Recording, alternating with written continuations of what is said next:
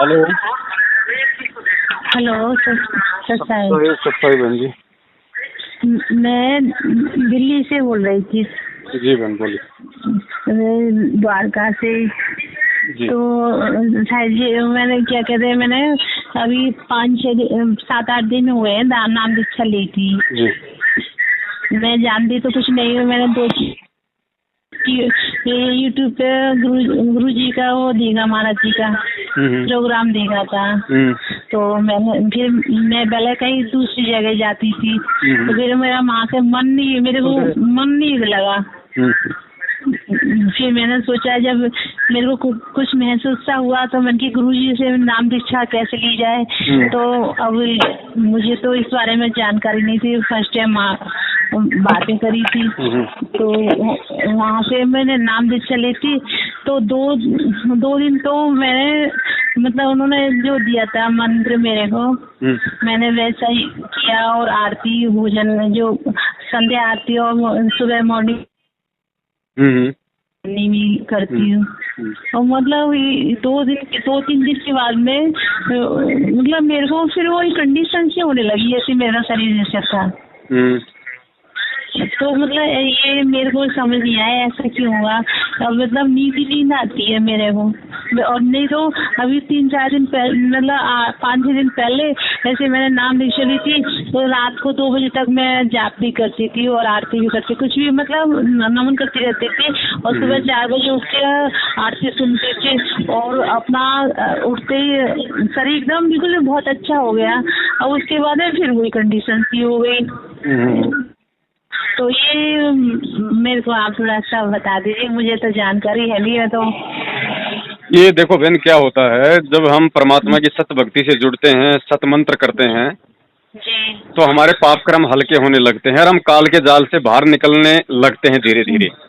जी। तो काल भगवान को ही अच्छा नहीं लगता बहन। वो भी तो, उसने भी तो गुप्त रूप में, सूक्ष्म रूप में अपने एजेंट हर जगह छोड़े हुए होते हैं। जी। तो वो भी ये चाहता है कि मतलब ये नाम लेने के बाद में आत्मा के ऊपर वो भी पूरा दबाव बनाए रखता है। जी। ये आलस से आना, भक्ति में मन ना लगना, ये सब काल की प्रेरणा होती है, काल के दबाव से होता है। तो हमने थोड़ा सा गुरुजी के ज्ञान को आधार बनाना पड़ेगा। हमें ज्यादा से ज्यादा गुरुजी के सत्संग सुनने पड़ेंगे, क्योंकि जब हम परमेश्वर की वाणियां सुनेंगे तो हमारे क्या होता है बहन, हमारे पाप कर्म कटते हैं इन वाणियों से, क्योंकि ये परमेश्वर की वाणियां हैं। तो ये हमारी भक्ति की खुराक है। मंत्र करना, आरतियां करना, सत्संग सुनना, शब्द सुनना, इन सब के लगातार सुनते रहने से हमारे पाप कर्म हल्के होते जाएंगे। तो एक समय ऐसा आएगा, फिर हम जब मंत्र करेंगे तो हमें किसी प्रकार का कोई आलस्य नहीं आएगा, हमें आनंद आने लगेगा। हाँ, और क्या कि मैं जैसे करती हूँ ना, आरती करती हूँ, आरती में सो जाती हूँ। तो हाँ, हो जाता है बहन जी, क्योंकि काल भगवान का बहुत ज्यादा प्रेशर होता है ना शुरुआत में। तो ऐसी बात नहीं है, लेकिन इसमें कोई घबराने की जरूरत नहीं कि भाई मेरा कोई नामखंड हो गया होगा या क्या बात है, ऐसा क्यों हो गया। हाँ, मैं भी ये सोच रही थी, ये हो सकता है नामखंड, तो जानकारी है नहीं है। ऐसा कुछ नहीं है, मन में कोई शंका नहीं लाना चाहिए। हमें और ज्यादा, हमें परमात्मा से प्रार्थना करते हुए, हमें गुरुदेव के सत्संग वाणियां, नित्य नियम है कि नहीं, हमें इस तरीके से हमें सुनते रहना, हमें उस मालिक का। हाँ, तो मतलब ये खंडित मतलब मैं समझने क्या खंडित क्या चीज कैसे हो जाता है। नहीं, क्या होता है बहन जी कि जैसे गुरुजी ने हमें जो नाम दे दिया, और नाम के साथ परमात्मा ने हमें कुछ नियम बता दिए, 11-12 नियम। हाँ। अब वो नियम टूट जाने से गुरुजी ने कहा कि भाई तुम्हें बीड़ी नहीं पीनी, सिगरेट नहीं पीनी, किसी का जूठा नहीं खाना, वो नहीं करना, कोई जो गलत काम करता उसमें सहयोग नहीं देना। अब यदि हमारे से यदि उनमें कोई त्रुटि हो जाती है तो फिर क्या होता है कि बहन, नाम अपना काम करना बंद कर देता है, क्योंकि ये सूक्ष्म भक्ति है, ऑटोमेटिक सिस्टम है ये। जैसे हमारे घर में लाइट आ रही है और यदि हम तार को कहीं से, यदि हम प्लास से यदि हम उसकी कटिंग कर देंगे वायर की, तो हमारे बल्ब वगैरह सब जलना बंद हो जाएगा। तो ऐसी ही ये सूक्ष्म भक्ति है, इसमें सूक्ष्म रूप से सारा खेल होता है। तो परमात्मा ने हमें जो नियम दे दिए, कोई भी नियम टूटने से नाम अपना काम करना बंद कर देता है, तो उसको कहते हैं नाम खंडित होना। अच्छा, तो मेरे को भी कुछ महसूस ऐसा हो रहा है, क्योंकि मैं जहाँ रैंक में रहती हूँ यहाँ पर, तो वो अब जिनके मकान मालिक में रहते हैं, क्योंकि वो भी हमको दे देते थे, मैं भी कुछ बनाती थी, मैं भी दे देती थी। तो मैंने वो थोड़ी सी मिठाई बनाई थी, तो मैंने उनको दिया ही थी। उस दिन के बाद में ही थोड़ा परिवर्तन ऐसा होता आया मेरे को। मिठाई किसने दी थी, आपने? मैंने ये बनाए थे। हाँ नहीं तो आपने मिठाई बनाई किसी और को दे दी, उससे कोई दिक्कत नहीं है बहन। अच्छा। हमने उनकी कोई चीजें फालतू में नहीं खानी है, कोई फालतू की चीजें, क्योंकि ये लोग शराब बीड़ी अंडा सारा उल्टे काम करते हैं। हाँ हाँ, वो लोग बीड़ी बीड़ी तो पीते हैं, मगर हाँ। मैंने उनको उनके वाइफ को दे दिया था, बच्चों को। हाँ तो उसमें कोई दिक्कत नहीं, हम दे सकते हैं, हम किसी को खिला सकते हैं, उसमें कोई दिक्कत नहीं होती। हमें दूसरों का अनावश्यक रूप से जो भी खाना है वो खाने से हमारे को बचना है। दूसरा कोई हमें अपने देवी देवताओं का कोई प्रसाद देता है, अपने देवी देवताओं की पूजा पाठ का भोग का प्रसाद देता है, वो नहीं खाना हमें।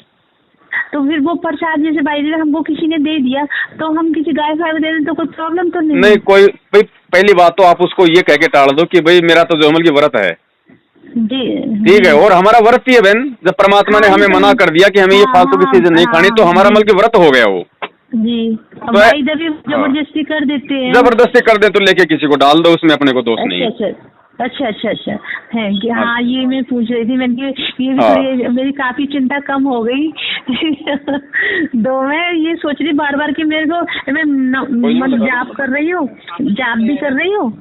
हेलो मैं जॉब भी कर रही हूँ, तो बस मुझे मतलब जॉब करते हुए सो रही हूँ, और आरती कर रही हूँ, आरती करती हुए सो रही हूँ।